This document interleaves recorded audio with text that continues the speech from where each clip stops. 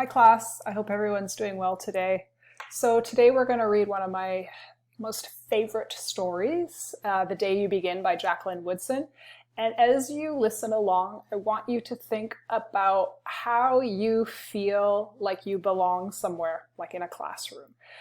What is it that makes you feel like you belong? So think about that as you read along to the story.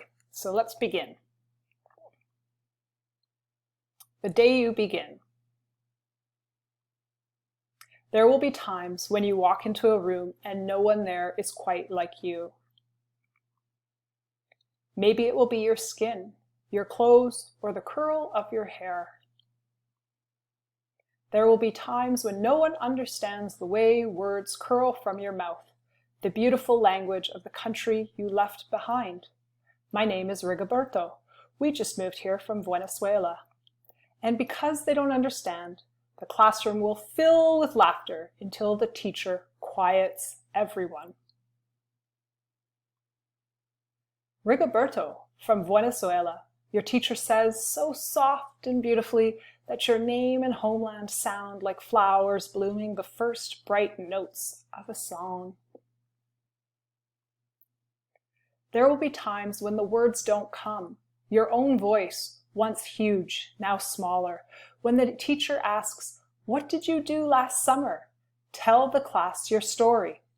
"We went to France," Shayla says. "These shells came from a beach in Maine." A boy named Jonathan holds out a jar filled with tiny shells so fragile they look like they'll turn to dust in your own untraveled hands.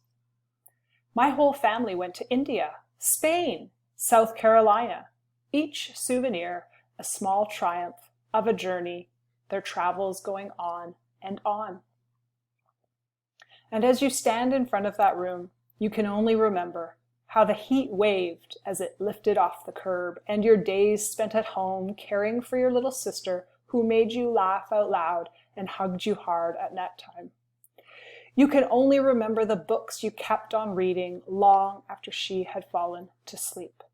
And in that room, where no one else is quite like you, you'll look down at your own empty hands and wonder, what good is this when other students were flying and sailing and going somewhere?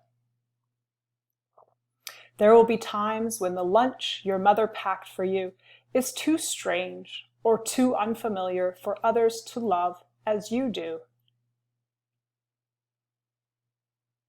When even your own friend Naja will wrinkle her nose and say, "What's in there anyway?"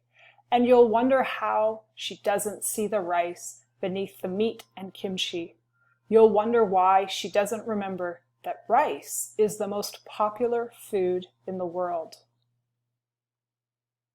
There will be times when the climbing bars are too high, the run is too fast and far, the game isn't one you can ever really play. I don't want him on our team. You can watch. Maybe you can have a turn later. There will be times when the world feels like a place that you're standing all the way outside of.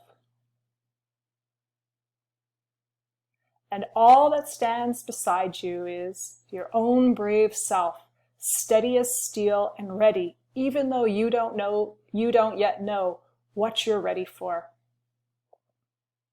There will be times when you walk into a room and no one there is quite like you until the day you begin to share your stories. My name is Angelina, and I spent my whole summer with my little sister. You tell the class, your voice stronger than it was a minute ago, reading books and telling stories, and even though we were right on our block, it was like we got to go everywhere. Your name is like my sister's, Rigoberto says. Her name is Angelina too. And all at once, in the room where no one else is quite like you, the world opens itself up a little wider to make some space for you.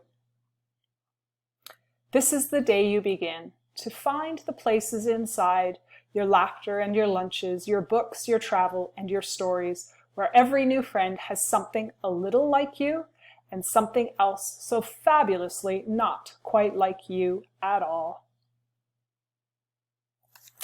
So as you reflect on the story that we just read, think about how there are lots of reasons to feel different and how your difference can bring you to belong in a class. So I'll see you on Schoology.